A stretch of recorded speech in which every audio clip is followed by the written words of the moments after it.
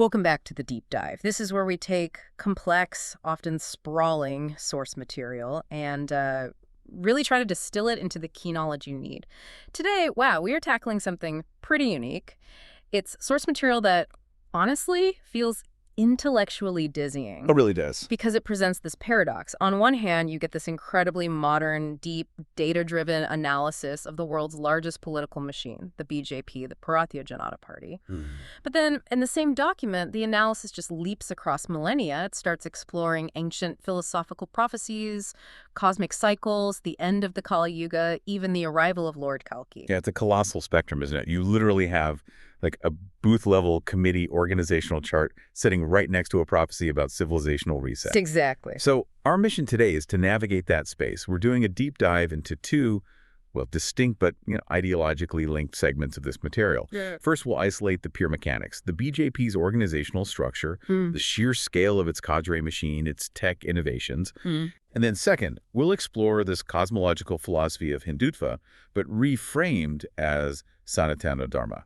We need to understand its vast historical claims and how it's positioned as, well, maybe an ethical blueprint for a coming global age. And just to be clear, we're simply reporting on the sophisticated arguments in the sources. We're staying strictly impartial on all the viewpoints presented. Absolutely. We're literally going from, say, the dynamics of a New Delhi parliamentary board meeting all the way up to the timeline of the Yuga cycles. Right. It's a lot of ground to cover. So let's dive right in. Part one, the BJP paradox, this merger of the cadre machine and data ops. Perfect. And the source material was compelling here because it frames the BJP as this organizational paradox. You've got this intensely modern, data-driven election entity, but it's built on the foundation of the RSS, the Rashtriya Swayamsevak Sangh. Which is a century-old cultural movement. Exactly, a century old. And if you trace their history, I mean, just 2 Lok Sabha seats in 1984 to now leading a government for a third term. Quite a trajectory. It is. And that's not just about leadership charisma.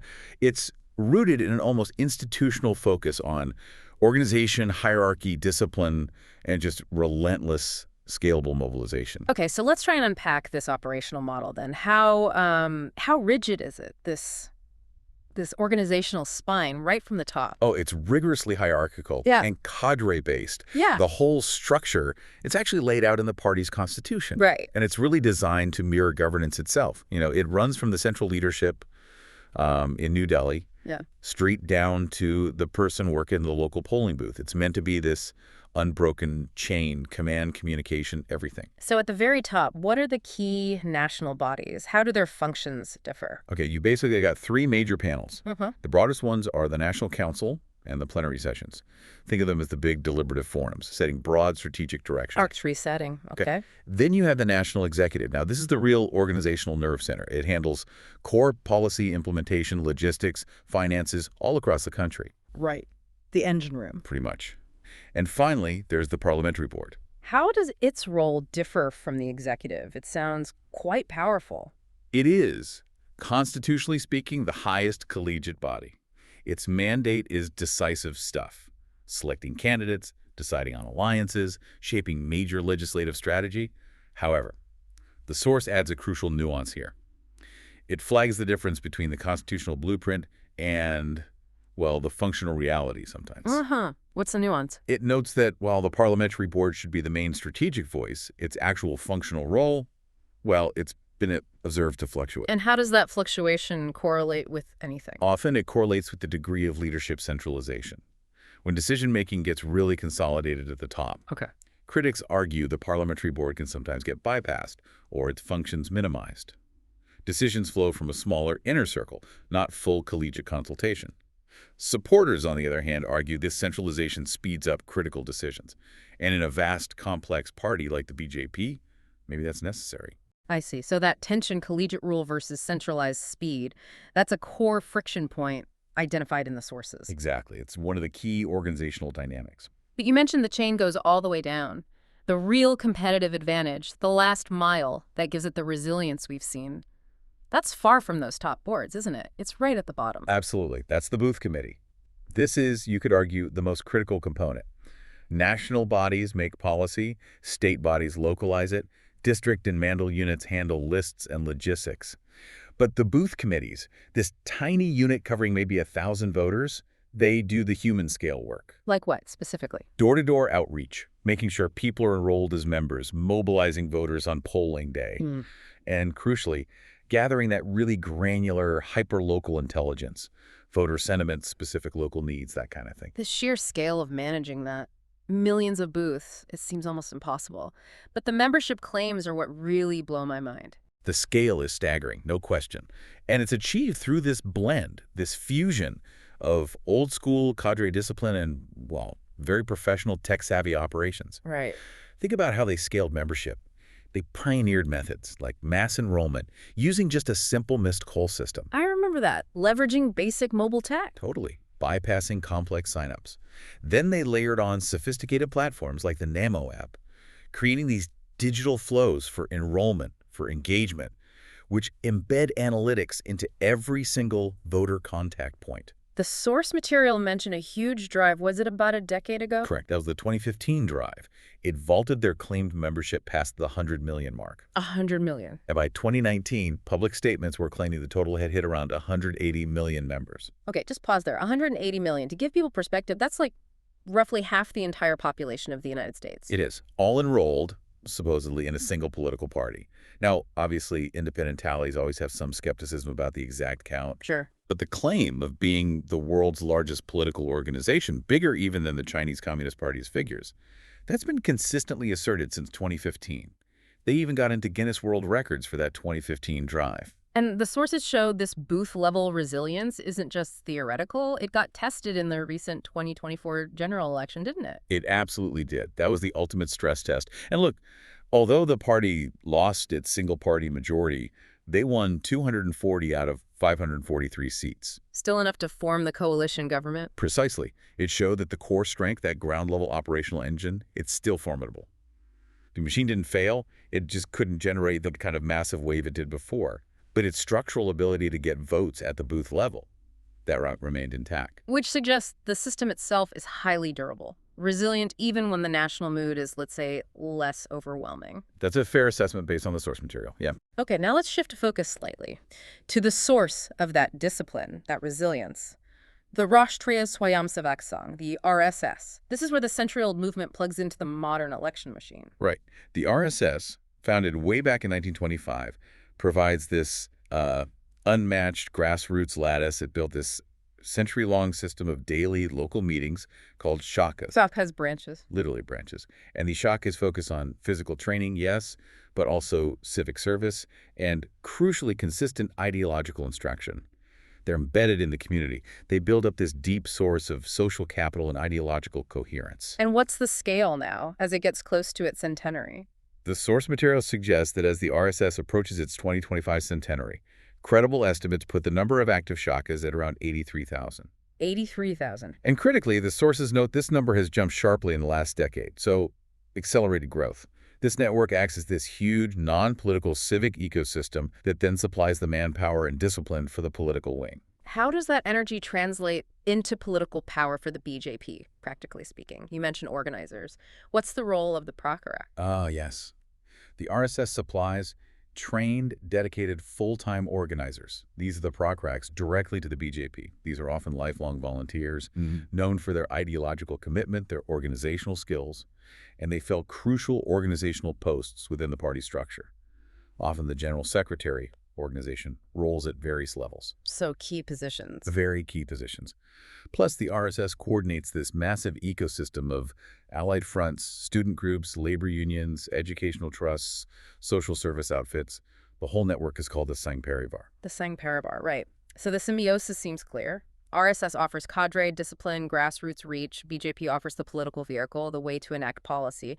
But you mentioned organizational friction earlier. What stops the BJP just becoming an RSS puppet? Is there tension? That's a really critical question, and the sources do grapple with it. While the relationship is symbiotic, it's definitely not friction-free, because their core mandates differ slightly. The RSS focus is primarily cultural and social reform, long-term. The BJP's primary goal has to be electoral victory and governance, which often involves compromise. Pragmatism versus purity. Exactly. That can lead to policy disagreements, especially around things like economics. And notably, after the 2024 election results, the sources cited commentary suggesting the RSS actually gave some distinct nudges for course correction. Interesting. So they still act as an influential external check. It appears so, using their moral authority, which ultimately comes from that vast Shaka network. That's a really profound synthesis of political science there. Okay, final organizational layer. Centralization and efficiency. You mentioned supporters argue that consolidating decision-making under the current leadership is vital for agility. Yes, it's an argument rooted in the need for speed, essentially. The leadership relies heavily on modern management techniques. Extensive polling, detailed field reports, performance metrics, all cycled rapidly to inform decisions. Candidate nominations, policy messaging, all of it. The argument is, in such a huge, diverse federal party, you need rapid execution. You need to take data from social media, surveys, ground feedback, and adjust quickly. That requires a concentrated decision-making core. The structure prioritizes execution, maybe over slow deliberation. This really does sound like a unique hybrid organization. How does it stack up globally, compared to other parties claiming massive scale? Yeah, this is where the political science synthesis gets really fascinating. Within India itself, the BJP is far less dependent on personality or family lineage than, say, the Congress or major regional parties. Its strength is more institutional, more ideological. Okay. And internationally? The comparison is even starker. How does it differ from, say, American parties? Democrats, Republicans? Well, U.S. parties are typically membership light, right, and very consultant heavy. They're machines geared for media campaigns, fundraising. They ramp up intensely during elections, but don't rely on a dedicated year-round cadre base in the same way at all. The BJP's commitment to grassroots organization is just on a different level. And compared to other huge discipline orgs like the Chinese Communist Party, the CCP.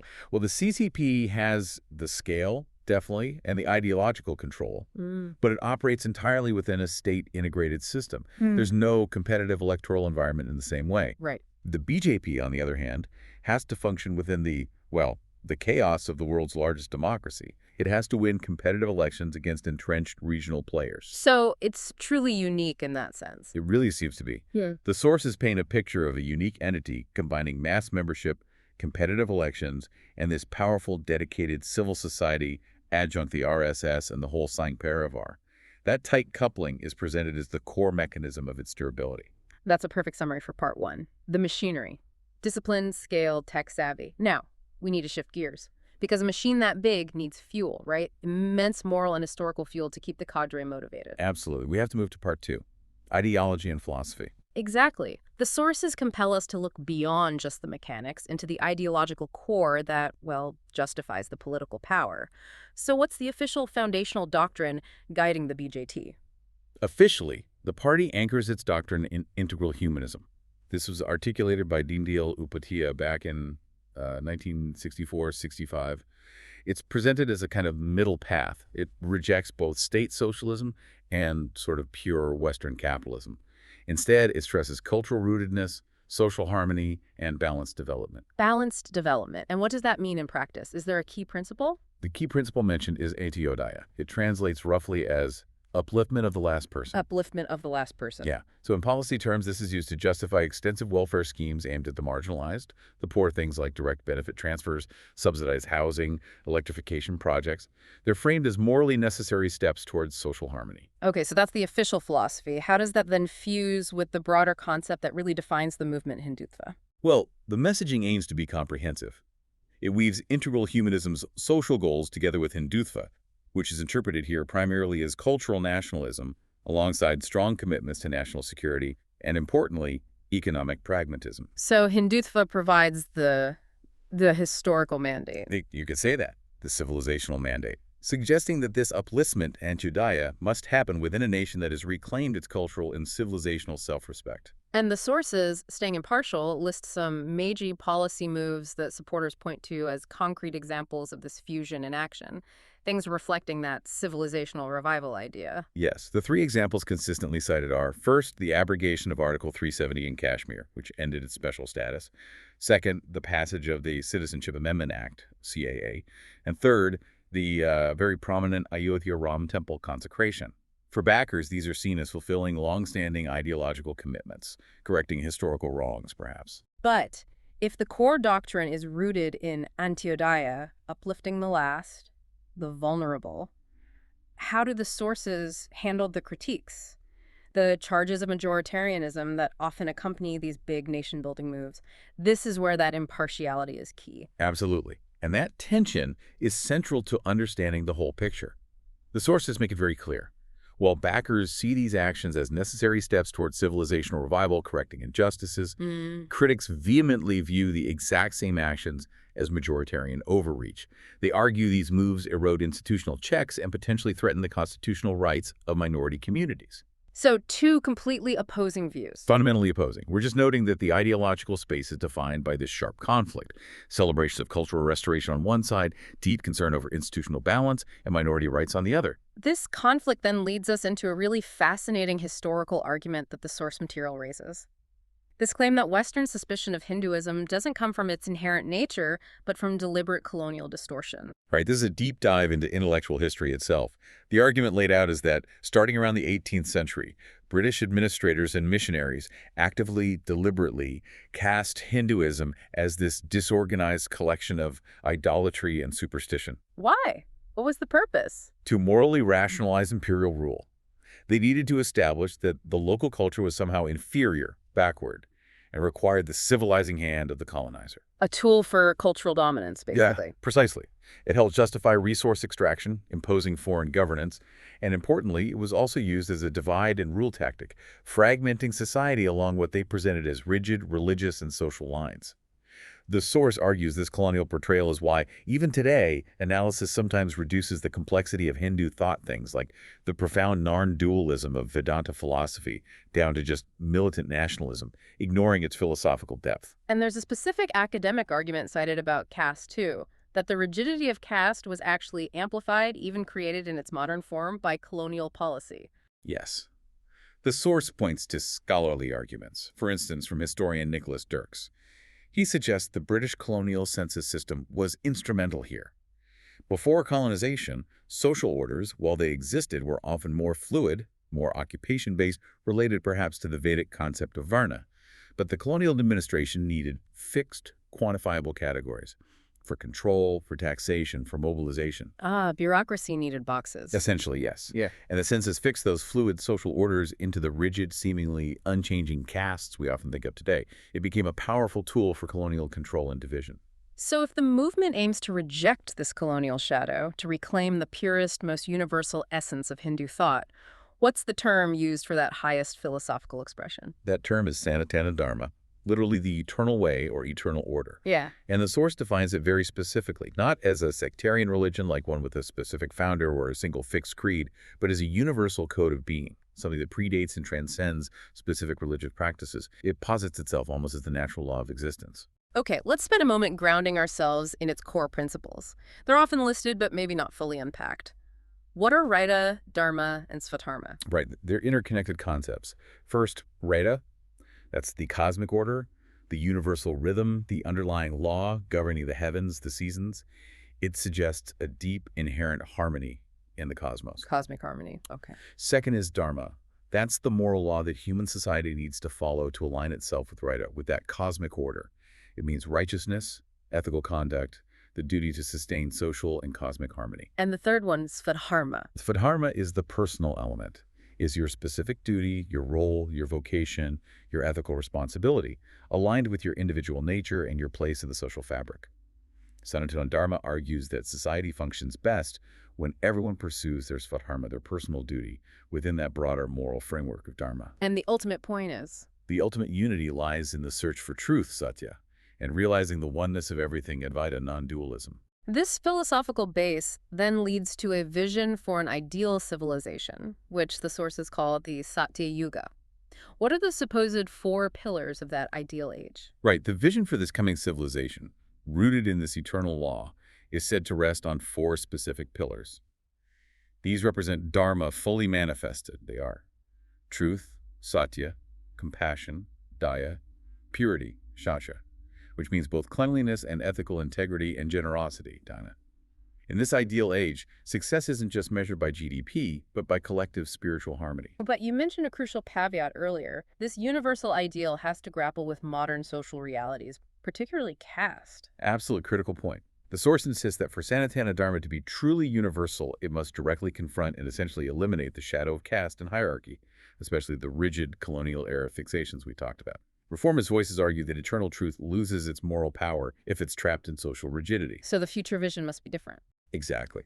The vision for a post-Kali Yuga Dharma has to be fundamentally egalitarian, inclusive of all genders, all castes, and importantly, ecologically conscious. It has to be a system for the future, not just a retreat into an idealized past. That sets up a really interesting comparison regarding governance. If the goal is a civilization guided by Dharma, how does this Indic worldview, Rajadharma, contrast with the Western model of secularism? Well, secularism, as presented in the sources, is seen as a historical product, a pragmatic truce, really, born in post-Reformation Europe mainly to stop religious violence. Right, separation of church and state. Exactly. It required separating the sacred and the profane, a kind of dualism.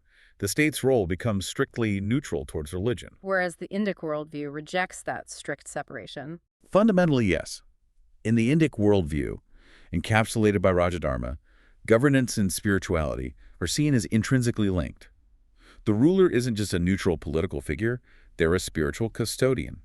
Their job is to ensure justice, uphold social welfare, and crucially, maintain cosmic order by making sure Dharma is followed. You see echoes of this in historical figures like Emperor Ashoka and his edicts. So if you were to try and apply Rajadharma today, in a modern context, what might that look like? Well, the theory explored is that it could evolve into something like spiritual democracy. Spiritual democracy. Yeah, a system where policy isn't just driven by short-term politics or lobby groups, but by deep ethical principles, ecological sustainability, and maybe even the inner development of its citizens. It's a vision that seeks to go beyond Western secular neutrality by actively affirming the spiritual responsibility of the state, but without falling into religious coercion or dogma. That is a massive conceptual leap, and it brings us perfectly to the highest level of thought in the source material. We've done the political engine, the ideological fuel.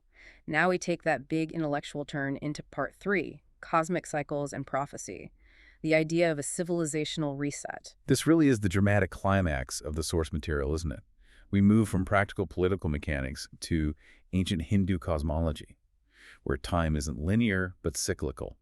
The universe is seen as constantly breathing, unfolding in these vast epochs known as the Yuga cycles. Okay, walk us through those 4 ages again, briefly. Sure. The cycle starts with the Satya Yuga, the age of truth, near-perfect human harmony. Then virtue progressively declines through the Treta Yuga and the Dvapara Yuga, finally bottoming out in the Kali Yuga. And the sources confirm we are definitely still in the Kali Yuga now.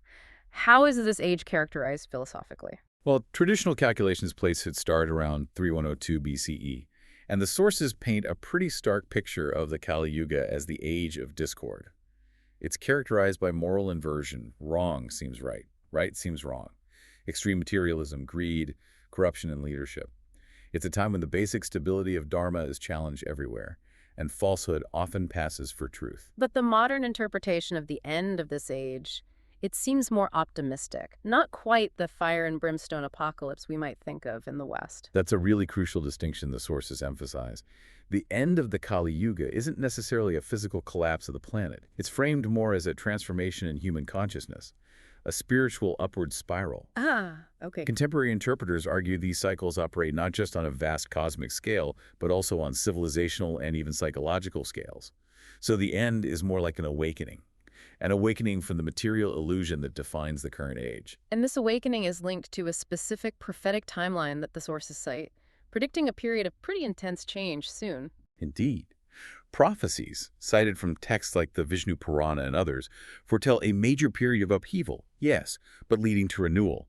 And this period is often clustered around 2025 to 2030 CE, culminating, supposedly, in the birth or revelation of a universal Redeemer figure who guides humanity into the new era. And that figure is Lord Kalki. Introduce us to him. He stands at the end of this cycle, the beginning of the next. That's right. Lord Kalki is the prophesied 10th and final avatar of Vishnu. He is destined, according to the texts, to appear right at the end of the Kali Yuga. His role is to, essentially, destroy the forces of darkness and fully restore Dharma. He's the culminating figure in this cosmic drama. And the sources make this, well, frankly, staggering intellectual leap. linking Kalki to other great figures of renewal from different global faiths. Yeah, this is the convergence point. It connects the philosophical ambition to a potential global role. The sources put forward the idea that Kalki, the Jewish Messiah, the Mashiach, the second coming of Christ, and the Islamic Mahdi, might actually represent different cultural names for the very same divine archetype. Wow. A universal principle of renewal. Exactly. A universal principle of righteous renewal. All these traditions, in their own ways, describe a savior figure who comes to restore moral law and justice after a time of unprecedented chaos and falsehood. Let's look at the symbolism used for Kalki. His white horse, his flaming sword. What do those metaphors tell us? They're read symbolically, relating to consciousness and truth.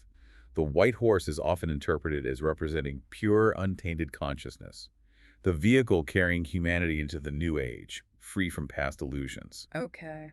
And the flaming sword isn't necessarily about physical battle. It symbolizes the light of truth, the power of discernment cutting through illusion, not just political lies, but the deep psychological illusions that allow greed and ego to dominate. It's like spiritual surgery, not physical conquest. And the result of this restoration of Dharma, brought about by Kalki, is the civilizational reset. That's the idea. It signifies the end of rule, driven by self-interest, division, materialism. It's replaced by righteous governance, grounded explicitly in spiritual law and ethics. It's the ultimate fulfillment, perhaps, of that Rajadharma principle, the idea that the kingdom of heaven, so to speak, is meant to be established here on earth through wise, moral, unified conduct. This shift, the source material captures it with a really potent metaphor. Humanity's spiritual evolution seen as a kind of spiritual graduation. It's a great way to synthesize religious history, isn't it? The sources frame the world's major existing religions, Judaism, Christianity, Islam, others, as being like the high school of humanity's spiritual journey. High school. Yeah. Serving a vital purpose, teaching morality, devotion, discipline, giving humanity a moral compass during the darkness and confusion of the Kali Yuga. Essential groundwork. So the transition now is like moving to the next stage of education. Exactly. Kalki's appearance signals the end of that high school era and the opening of the University of Sanatana Dharma. University level. Right. This is seen as the stage of higher learning, where humanity is meant to transcend dogma, transcend division, and learn the universal lessons. Oneness, compassion, purpose, wisdom that goes beyond specific creeds. So it's the end of an era, yes, but not the end of the world in a destructive sense. Precisely. It's framed as the end of the religious era, which was often characterized by separation, defined beliefs, sometimes conflict, and the beginning of the spiritual era. The differences between faiths aren't meant to be erased by converting everyone to one thing. Instead, they're expected to fade through absorption into a universal understanding. The sources call this convergence, not conversion. Convergence. And they also make a point about the word apocalypse. Its Greek root, apocalypsis, means revelation or unveiling. So the end of the Kali Yuga is framed ultimately as the world's awakening, a time when knowledge and compassion, perhaps even science and spirit, finally come together. Wow. Okay, that's a lot to process. Let's try to summarize this duality we've explored. Sure. I think the source material gives us this fascinating deep look at how an ancient philosophical tradition is being connected to and is perhaps informing a very modern political power. On one hand, the BJP's remarkable durability seems to rely on that tight coupling of ideology, the disciplined cadre from the RSS, and cutting-edge data operations. Is a unique hybrid model, really not seen elsewhere globally. Right, the machine. And then philosophically. Philosophically, there's this corresponding movement to reclaim the core of Hindutva Sanatana Dharma, framing it as a universal ethical system, one that potentially offers a governance blueprint for a coming age, all set against this vast backdrop of Yuga cycles and the Kalki prophecy. So the organizational success on the ground, those incredible membership numbers, the election wins, it's matched by this sweeping cosmological claim, a claim that seeks to define post-Western order, guided by that principle of Vasutiva Kutumbakam. The world is one family. Yeah. That fundamental idea. So what does all this mean for you, listening? Well, the sources seem to suggest the 21st century might become the age of consciousness, a time when technological efficiency has to align with profound ethical responsibility and governance. And it leaves us with a really powerful mandate to think about. If the ultimate goal is this restoration of Dharma, the fulfillment of that ideal Satya Yuga, what specific practical policies, what deep institutional reforms would actually embody those four pillars we discussed? Truth, compassion, purity, and generosity. That's the final question that this whole deep dive leaves us mulling over.